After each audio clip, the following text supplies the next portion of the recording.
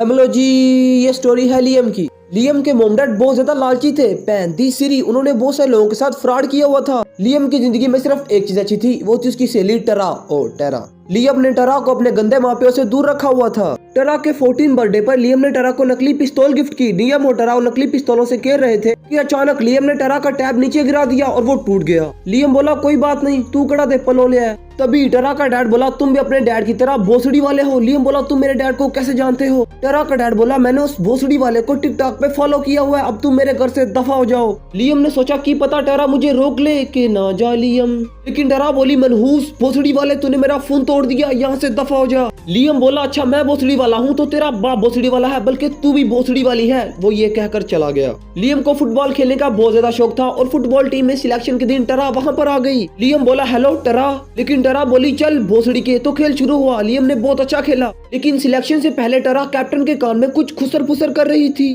Captain Liam से बोला तुम्हारी सिलेक्शन हो गई है, खेलने वालों में नहीं बल्कि ग्राउंड के बाहर खड़े होकर नाचने वालों में, वो भी मुजरे पर। लियम को यकीन नहीं हो रहा था कि टरा उसे नचवाना चाहती है, वो भी मुजरों पर। नेक्स्ट डे गेम के बाद लियम कपड़े चेंज करने के लिए जा रहा था कि अचानक एक बच्ची से टकरा के गिर गया। लियम के दिल में लड्डू फूटा। वो क्लास की सबसे ज़हीन बच्ची थी। वो ठरकियों की तरह देखता रहा। उसने लियम को खड़ा किया और बोली आराम से चलो भोसड़ी के, मैं नहीं चाहती तुम्हें चोट लग जाए। लियम बोला क्या सच में? वो बोली हाँ बाय द वे मेरा नाम चूपनी और डेफनी है। लियम बोला मैं भोसड़ी वाला लियम हूँ। डेफनी बोली तुम बहुत ज्यादा हैंडसम हो, ठीक है मैं तुम्हें बाद में मिलती हूँ। लियम को चूपनी से प्यार हो गया था। वह पाई उसके बाद लियम और चूपनी हमेशा दूसरे के साथ रहने लगे। ये बात टरा को पसंद ना आई। एक दिन मैच के बाद टरा ने धक्का देकर लियम को नीचे गिरा दिया। लियम बोला की पैन ये किए, मैंने तुम्हें दोस्त समझा था लेकिन अब तुम बगैरतियों पर उतर आई हो। टरा बोली अगर तुम वाकई डेफनी से प्यार करते हो तो पहले उसे अपने लालची माँ प्यो के बारे में बताओ। लियम को डर था अगर ऐसा हुआ तो चूपनी उसे छोड़ देगी, लेकिन फिर भी लियम ने चूपनी को पाड़ पोस किया और उसने हाँ कर दी। लोकार लोकार। नेक्स्ट डे भोसड़ी वाला और चूपनी गंदिया गंदिया गल्ला कर रहे थे कि अचानक टरा वहाँ पर आ गई और बोली है की कर रहे हो, शर्म करो शर्म। लियम बोला लाख लानत तेरे ते। टरा चूपनी से बोली पहले इसके माँ प्यो से तो मिल लो। वो ये कहकर चली गई।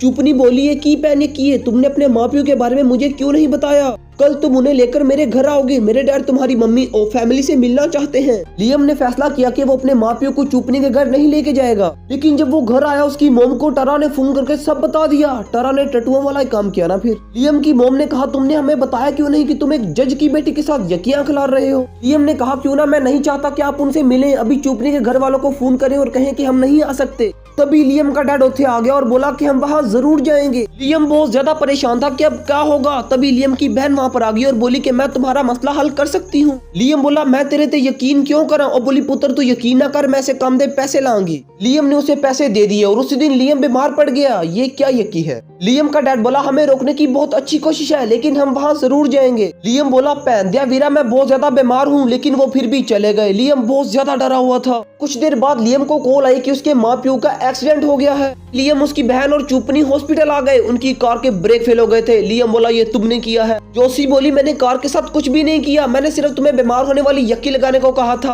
तभी पुलिस वहाँ पर आ गई और बोली लियम हमने सब कुछ सीसीटीवी फुटेज में देखा है, ये सब तुमने किया है। लियम का डैड बोला एक की पैन ये किए। लियम बोला ये बदला है, तुम लोगों के साथ बुरा करते हो और वो मुझे बुरा समझते हैं, इसीलिए मैंने कार के ब्रेक फेल कर दिए ताकि तुम चूपनी के घर ना जा सको। और तभी लियम रोने लग पड़ा और बोला कि देखो मैंने तुम्हारे साथ धोखा किया है, मैं तुम लोगों की वजह से बुरा बन गया हूँ। लियम बोला ये दोनों लालची धोखेबाज हैं, इन्हें सजा मिलनी चाहिए। तभी चूपनी ने लियम को जफी पा ली और बोली ना दवानू दफा कर, आ जाओ हम दोनों यहाँ से चलते हैं, कहीं और जाकर यकियां लगाते हैं। वो दोनों चले गए। और पुत्र तुसी में दफा हो जाओ।